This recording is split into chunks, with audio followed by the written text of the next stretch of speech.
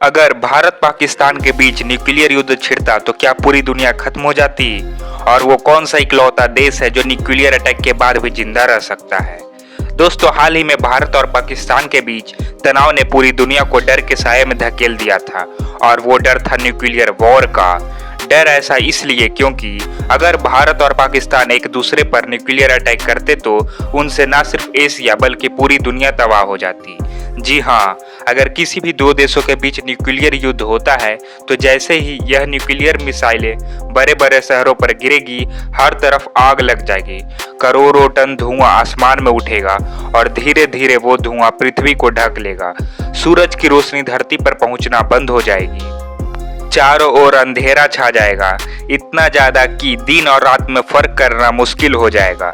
यह धुआं सिर्फ कुछ दिनों या हफ्तों तक नहीं रहेगा, बल्कि वैज्ञानिकों का मानना है कि यह जहरीला धुआं कई सालों तक वातावरण में बना रहेगा।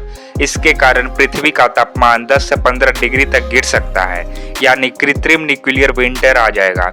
ऐसी ठंड जो आइस एज के दौरान पड़ती थी। इससे खेती बाड़ी पूरी तरह से बर्बाद हो जाएगी।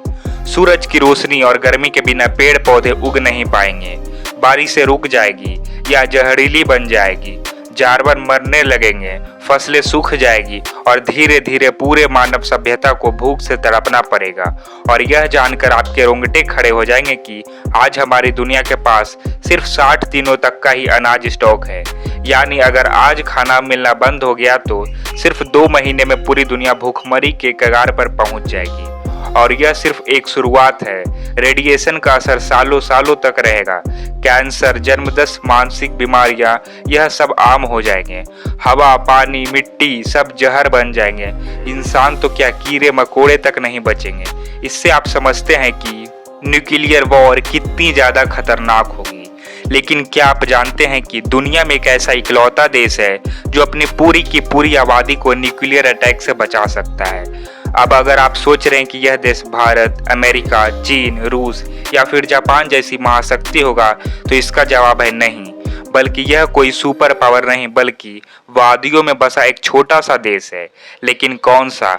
अगर कैसे इस देश ने खुद को न्यूक्लियर अटैक से बचने के लिए तैयार कर रखा है, जानने से पहले वीडियो को प्लीज लाइक कर दीजिए।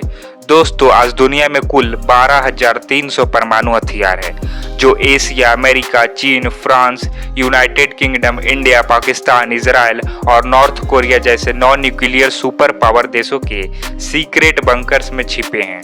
लेकिन जो देश भविष्य में परमाणु युद्ध में सुरक्षित रहेगा, वो इन 9 देशों में कोई नहीं है, बल्कि एक शांति प्रिय देश है जिसका नाम है स्विट्जरलैंड।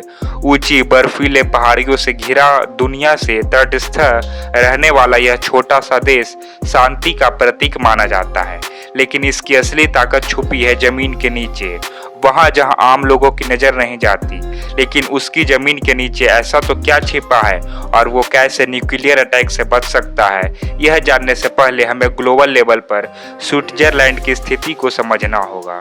तो देखिए, स्विट्जरलैंड ना तो यूरोपियन यूनियन का सदस्य है और ना ही नाटो का, बल्कि यह एक न्यूट्रल देश है। यानी अपनी न्यूट्रलिटी पॉलिसी की वजह से स्विट्जरलैंड दुनिया के किसी भी देश के अंदरूनी या आपसी झगड़े में दखल नहीं देता। आज स्विट्जरलैंड का कोई दुश्मन नहीं है और ना ही दोस्त। फिर चाहे इजराइल गाजा की जंग हो, रूस यूक्रेन का महायुद्ध हो या भारत पाकिस्तान बीच तनाव, स्विट्जरलैंड किसी भी युद्ध में किसी भी देश का पक्ष नहीं लेता। जैसे कि सेकेंड वर्ल्ड वॉर के दौरान भी स्विट्जरलैंड ने अपनी स्विस आर्म्ड फोर्सेस को तैयार रखा था। देश की सरहद के पास आ रहे रिफ्यूजी की मदद भी की, लेकिन किसी भी रिफ्यूजी को अपने देश में घुसने नहीं दिया और ना ही युद्ध में किसी का पक्ष लिया। और आपको यह जानकर हैरानी होगी कि स्विट्जरलैंड पिछले 210 सालों से किसी युद्ध का हिस्सा बना ही नहीं। जी हाँ, 1851 में स्विट्जरलैंड ने दुनिया से अलग रहने की ऑफिशियल अनाउंसमेंट की। तब से लेकर आज तक स्विट्जरलैंड किसी देश से युद्ध नहीं लड़ा। और 1940 में जब दुनिया ने पहली बार परमाणु बम विनाश की शरारत की, तब स्विट्जरलैंड ने इसे बचने के लिए तैयारी शुरू कर दी थी। और पिछले 80 सालों में इस देश ने अपने हर एक नागरिक की सुरक्षा का इंतजाम कर लिया है। मगर कैसे? सबसे पहले स्विट्जरलैंड ने अपनी सभी सड़कों को रिमोट कंट्रोल बनाकर रखा है। आसान शब्दों में, जो भी सड़क स्विट्जरलैंड की सरहद को पार जाती है, स्विस मिलिट्री ने वहां अपनी बॉर्डर के पार सड़क के नीचे डायनामाइट बिछा रखा है। अगर कोई देश स्विट्जरलैंड पर हमला करने आए या घुसपैठ करने की कोशिश करे, तभी मिलिट्री ने वहां अपनी बॉर्डर के पास सड़कें डायनामाइट से उड़ा देगी और एक बटन दबाने पर यह पूरे देश को जोड़ने वाली सड़कें सरहद के पास ब्लास्ट हो जाएगी, जिससे कोई भी जमीनी रास्तों से पहाड़ों पर बने इस देश में घुसपैठ नहीं कर पाएगा। वहीं स्विट्जरलैंड डिफेंस सिस्टम किसी भी देश के आने वाले न्यूक्लियर मिसाइल को रास्ते में नष्ट कर देगा, लेकिन भले ही परमाणु बम हवा में ब्लास्ट हो या किसी पड़ोसी देश में उसकी हीट और रेडिएशन हवा में फैलेगी, तो फिर उसके खतरे को मिलिट्री भी नहीं टाल सकती है। ना तो ऐसी भीषण परिस्थितियों के लिए स्विट्जरलैंड ने पिछले कई दशकों में एक ऐसा सिविल डिफेंस सिस्टम तैयार किया है जिसकी मिसाल पूरी दुनिया में कहीं नहीं मिलती। देखिए, जहां दूसरे देश सिर्फ कुछ वीआईपी लोग अपने नेताओं, बिजनेसमैन, मिलिट्री चीफ के लिए बंकर बनाते हैं, वहीं स्विट्जरलैंड ने अपनी पूरी जनसंख्या करीब 87 लाख लोगों के लिए अंडरग्राउंड बंकर बनाए हैं। यानी आप अमीर हो, गरीब हो, व्यापारी हो या नेता हो, इस बात से कोई फर्क नहीं पड़ता। स्विट्जरलैंड में जन्म लेते ही आपके लिए एक स्पॉट फिक्स हो जाएगा। जी हाँ, स्विट्जरलैंड ने अपनी आबादी के लिए कुल 26,000 बंकर बना रखे हैं जो न्यूक्लियर अटैक, हीट, रेडिएशन से लोगों की रक्षा करेंगे। यानी अगर स्विट्जरलैंड के ऊपर न्यूक्लियर बम गिर गया तो भी उसके लोग सही सलामत रहेंगे। स्विट्जरलैंड के बंकर सिर्फ सरकारी भवनों में नहीं, बल्कि हर रेसिडेंशियल अपार्टमेंट, स्कूल, अस्पताल और यहाँ तक कि कुछ होटल्स के नीचे भी बनाए गए हैं। इन बंकर में 1 साल तक का भोजन, साफ पानी, मेडिकल सप्लाई, इलेक्ट्रिसिटी जनरेटर और कम्युनिकेशन डिवाइस पहले से ही मौजूद रहते हैं और सरकार हर कुछ सालों में इन सप्लाई को अपडेट और रिफ्रेश करती है ताकि कोई भी बंकर इमरजेंसी में तुरंत इस्तेमाल हो सके। यानी अगर एक बार कोई स्विस नागरिक इस बंकर में गया तो फिर उसे 1 साल बाहर आने की जरूरत नहीं पड़ेगी। लेकिन यह बंकर कोई रातों रात नहीं बने, बल्कि 60 के दशक में ही स्विस कानून में सिविल प्रोटेक्शन लॉ 1963 लाया गया, जो कहता है कि जिस भी इमारत में 8 से ज्यादा कमरे होंगे उसके नीचे अंडरग्राउंड शेल्टर जरूर होना चाहिए जो हवाई हमले में सुरक्षा दे सके। इतना ही नहीं, अपने कुछ समय पहले भारत में हुई हवाई हमले की मॉक ड्रिल जरूर देखी होगी, जिससे हमसे ज्यादा लोग के लिए पहला यह अनुभव था। लेकिन स्विट्जरलैंड के नागरिकों को स्कूल के समय ही सिविल डिफेंस ट्रेनिंग दी जाती है। हर नागरिक जानता है कि अगर कभी अलार्म बजे तो उसे कितने समय में कहां पहुंचना है। अब यहाँ एक और सवाल यह उठता है कि पूरी दुनिया जानती है कि स्विट्जरलैंड के पास बंकर्स है और अगर भविष्य में कभी न्यूक्लियर वर्ल्ड वॉर होती है तो स्विट्जरलैंड में बाहरी देशों से घुसपैठ हो सकती है और इस बंकर को हथियाने की कोशिश भी कर सकती है ताकि लोगों को बचाया जा सके। तो फिर स्विट्जरलैंड क्या करेगा, क्योंकि उसकी आर्मी तो 200 सालों से युद्ध तक नहीं लड़ी। तो आपको बता दें कि युद्ध लड़ना और युद्ध के लिए तैयार रहना 2 अलग चीजें हैं और स्विट्जरलैंड की स्विस आर्म्ड फोर्सेस के साथ वहाँ के लोग भी हमेशा युद्ध के लिए तैयार रहते हैं। जी नहीं, हम बढ़ा चढ़ाकर बातें नहीं कर रहे हैं, बल्कि यह 100% सच है। आज स्विस आर्म्ड फोर्सेस में करीबन 1.5 लाख सैनिक है और देश के पास दुनिया की 37वीं सबसे ताकतवर मिलिट्री है, जिसे हम साधारण कह सकते हैं।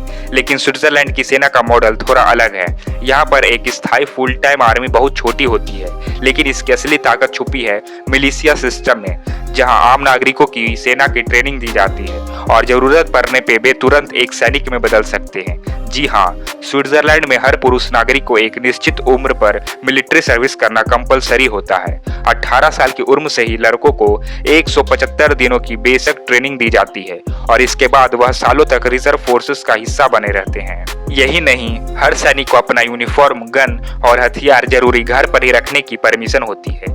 इसका मतलब यह है कि अगर कभी भी युद्ध की स्थिति आती है तो स्विस आर्मी सिर्फ घंटे भर में लाखों ट्रेंड जवानों को एक साथ एक्टिवेट कर सकती है और आंकड़ों की माने तो इन रिसर्च पर्सनल की संख्या करीब 10 लाख है। तो इस जरूरत पड़ने पर दुनिया की टॉप 10 मिलिट्री पावर्स मिलाकर इसे वह खड़ा कर देगी। इतना ही नहीं, स्विट्जरलैंड के आम नागरिक भी युद्ध के लिए हमेशा तैयार रहते हैं। यहाँ के स्कूलों में बच्चों की छोटी उम्र से ही सुरक्षा अभ्यास, इमरजेंसी प्लानिंग और बंकर प्रोटोकॉल सिखाया जाता है। यहाँ तक कि महिलाएं और बुजुर्ग भी सिविल डिफेंस वॉलंटियर्स के रूप में रजिस्टर रहते हैं। बंकर सिस्टम में भी हर व्यक्ति की जिम्मेदारी तय है। कोई खाना बांटेगा, कोई मेडिकल देखेगा, कोई रेडियो संचार संभालेगा। हर परिवार के पास इमरजेंसी बैग, मेडिकल किट, नक्शा, सरकारी गाइडलाइन मैनुअल पहले से ही मौजूद रहता है। यानी स्विट्जरलैंड सिर्फ बंकरों के सहारे जिंदा नहीं रहेगा, बल्कि वहां का हर नागरिक एक साइलेंट सोल्जर की तरह कार्य करता है। और यही है स्विट्जरलैंड की सबसे बड़ी ताकत। तो दोस्तों, किसी भी देश के पास न्यूक्लियर पावर होना सही है या नहीं, और क्या न्यूक्लियर ताकत वाकई में शांति की गारंटी है या सिर्फ एक धीमा जहर जो किसी दिन सब कुछ खत्म कर सकता है?